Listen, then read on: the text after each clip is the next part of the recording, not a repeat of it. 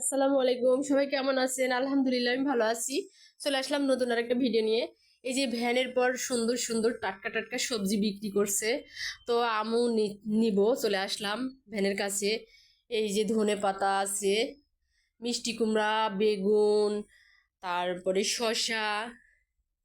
এই যে মিষ্টি কুমড়াটা কি সুন্দর টকটক করছে, লাল শাক আছে।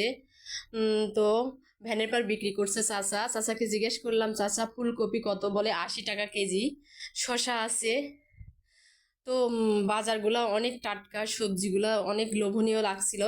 তো ভাবছি নেব, ভ্যানের পর থেকে সবজিগুলো নেই। আলু আছে, লাউ আছে, লাউগুলো অনেক টাটকা।